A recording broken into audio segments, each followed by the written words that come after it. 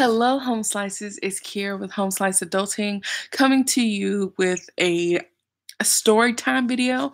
I had to classify it as story time because I didn't know what other category to put this video into. But with that being said, as you can see by the title of the video, I am going to graduate school. Um, for those of you who were not aware, I didn't really talk about it much. But I graduated from Louisiana State University in December of 2017. If you have not already, you can check out my tips and tricks and my story about returning to school as an adult and some of the things that happened to me that stopped me from finishing college the first time around, and things that I had to learn along the way that helped me through school as an adult and somebody who was only going to school part-time, and staying encouraged and seeing it all the way through, because we all know that once you leave school, it's very hard to get the motivation to go back to school, and it's even harder to finish once you go back. So for those of you who are interested in learning more about going back to school, I suggest you check out those videos. I suppose I'll put them in the links to those videos in the description box. Hopefully I remember to do that. But anyways, I did graduate in 2017, and I decided that I wanted to attempt to go straight to graduate school. I felt that because I had already been out of school for, 2.5 years, and then it took me a long time to finish because I still had a full-time job and other things were going on with my life, that I would just go ahead and dive into graduate school, so that I wouldn't be so out of practice with being in school.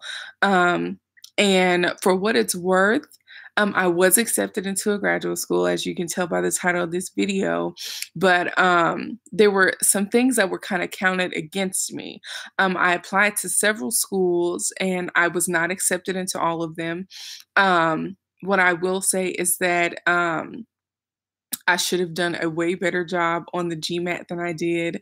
I just kind of took for granted that I'm a good test taker, and it did not dawn on me how difficult the test would be until shortly before I had to take the test. I really didn't put enough pressure on myself or enough emphasis or importance on how the GMAT was going to affect my getting into graduate school.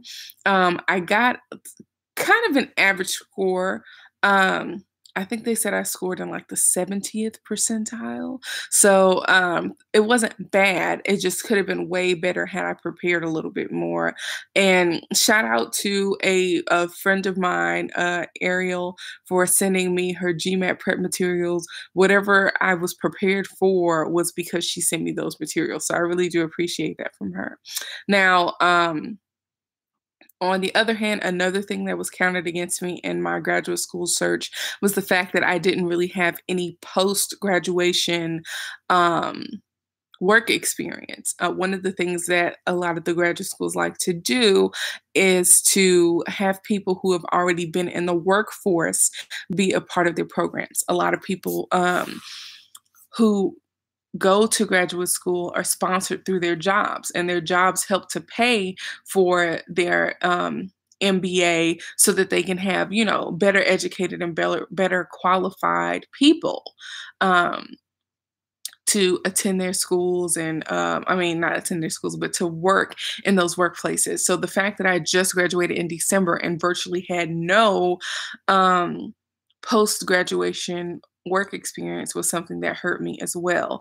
But the point, just to get to the point of everything, is I was accepted in the evening MBA program at the University of Washington in Seattle. So I will be moving to Seattle, Washington, which is such a big life change, and it's rather exciting because I have to tell you guys that I've kind of been going through this period of a little bit of maybe depression, you can say. Just I've kind of been down in the dumps. I haven't been motivated to do anything, just been hanging around the house, been really lazy, not keeping up with, chores around the house, and not necessarily doing all the things that I need to do. And, shout out and big props to my Lord and Savior Jesus Christ for carrying me through this time and always pulling through and in the clutch whenever I needed him, especially financially. Things have been different for me financially, and just God has a way of like putting people in your lives to make sure that you're taken care of. And so the thing is that when I was in school, to finish my bachelor's degree, I was very motivated by like finishing what I started. It was very difficult at times. I was running a small business at the same time that I was going to school, and I was working full time. And then there was conflicts with work and Mhm. school. And it was a hard time for me. And then I was trying to do YouTube at the same time. And then you have, family, I have a relationship with my boyfriend, I have a dog, I have a home to take care of. So it's like a lot of things were going on in my life all at once. And for me, um, I felt like it was kind of like a badge of honor to have so many things going on at once and be doing them well, or be doing at least okay at them. Um, but after I graduated, things changed for me because I didn't really have a major goal to work towards. So I felt lost a little bit, as you can say. I mean, when you have goals and you're a goal oriented person like I am, the lack of a goal can mean that you don't have the motivation to work towards anything. So over these past few months, this whole process of applying to graduate schools and waiting for their responses and seeing what was going on, traveling to these schools, um, you know, in February, I did a lot of traveling, driving places and flying places to go do interviews in person and all this kind of stuff. And um it was just a busy time for me, and I'm very happy that it actually paid off, and I am excited that I now have a goal to look forward to. And one of those goals is moving to Seattle. And I plan to move to Seattle with my boyfriend and my dog um, in the summer, sometime around, the beginning of July. So here's what I want to know from you guys. For any of you who are watching, have any of you made a big move, like cross country, across a few states? If any of you have seen or paid attention to the thumbnail for the video, you can see that it is a map of the United States from where I live all of the way to Seattle, and it's about 2,500 miles. And because we have vehicles and it's not cost effective for us to ship those vehicles, we're going to have to make the trip via car. Our dog has never been in a car for that long, so we got to see how that's going to go. And we also don't want to have to rent a truck because they do charge you per mile, and 2,500 miles just really adds up. So we're going to be in the process of selling all of the large items around the house: coffee tables, side tables, washer and dryer, dining table, two desks, shelves, drawers, an entertainment center, getting rid of some of the bigger stuff so that the only things we're going to be taking with us are the dog and things that can fit inside of the cars, and maybe a few things that we will ship ourselves, not really sure. But we really want to cut down on moving costs. So if any of you have experienced a big move, cross country, doing it on a budget, I would love to hear some of your tips and your thoughts. Hiring a moving company just seems out of the question because of how long the distance is. So if you all have any tips or tricks on moving across the country, um, cost effectively, I would love to hear those suggestions. Also, if any of you are in the Seattle area, if you all could give me some suggestions as to affordable places to live.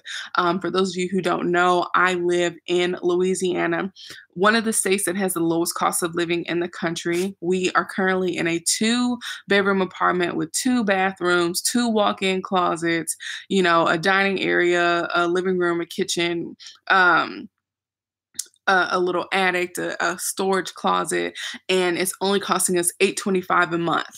And when I look around in the Seattle area, um, there's no place that you can get for $8.25 a month that's not rooming with somebody who already has a lease and has an extra room. So, for those of you who have any suggestions as to places nearby Seattle that are an easy commute, that would allow us to not have to spend a buttload of money, because nobody's trying to spend, $1,800 on rent, okay? So if any of you have any suggestions on that, I would love to hear that as well. I'm just very encouraged at this point in my life. I feel like I have a new type of motivation. It just kind of became official yesterday. I had heard back from the University of Washington in the middle of March. And I didn't want to make any decisions until I heard back from every school. And once that happened, I knew that I would be going to the University of Washington. And then once I knew that, I didn't want to say anything until I had begun the process of actually enrolling. So I paid some dues and, I am technically enrolled. There's still one fee that I need to pay to be fully enrolled in the program, but I'm going to take care of that. It's really nothing. They've offered me financial aid. Um, in the form of loans, and I'm just very excited. So anyone who has any tips on moving across the country, anyone who has tips on moving a pet across the country, taking long trips with, your dog. Our dog does not do well in the car, so we're going to have to carry him in he's going to have to be in a carrier in the car, and that's going to be a new experience for him. Any of you who have any ties or special knowledge of Seattle that know places nearby where somebody could live, cheaper than they would live in the city of Seattle. If any of you know anything about Seattle that will be worth sharing, if you had to move to Seattle or move from Seattle, tell me about the environment, the culture, what it's like. I've been there twice before. But never in a capacity of where we were like touring the city. I went there once when I was 15 because my grandma took some of our family members on a cruise to Alaska. So we were only there for a day or so before we got on the cruise ship. And then I went there again for a handful of days when I went to apply to the university and did the interview process for the University of Washington. So I don't know a whole bunch about it, but what I have heard and what I do know, I'm very excited about. So that's going to be a major change for me. And I just wanted to inform you guys because this is my channel and I feel like it's becoming kind of depersonalized, that I don't let people into what's going on in my life at the time. And I'm really looking forward to broadening my audience, to opening myself up more, and doing more things on my YouTube channel, because I really do want to get to a point where I have a little bit more influence. The whole demonetization thing with YouTube did discourage me for a little bit, but I'm going to reframe it in my mind as an opportunity to work and strive towards achieving 1,000 subscribers and 4,000 hours of views or whatever it is. And my increased viewership, I have 303 subscribers. Thank goodness. Thank you all for watching. And I really appreciate you guys taking out the time to listen to this. So if any of you have any tips or anything about this move across the country, any tips about graduate school, anything. I would really love you guys' input and feedback on that because it is such a daunting task. And if you know anybody in the like Baton Rouge kind of area that needs furniture for the cheap, let me know.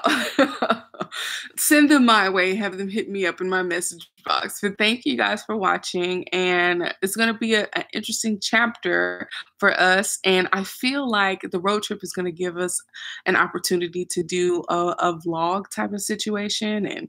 And being in a new city is going to be really great for us. I just have such a very positive outlook on it, as daunting as moving is going to be. So I want to bring you guys along for the ride with me on that. But thank you guys again for watching. Don't forget to like, comment, and subscribe. Don't forget to check out the videos that I mentioned in this video. Don't forget to tell your friends. Don't forget to share these videos if you like them, if you think they're funny. Don't forget to comment. That's one thing that I feel that I'm missing from my channel, is that people don't comment very often. And I love having an open dialogue about whatever we're talking about. But thank you guys for watching again. This is going to be so exciting over these next few months. And I really look forward to hearing from you guys and continuing to bring you all new content. Peace out, home slices.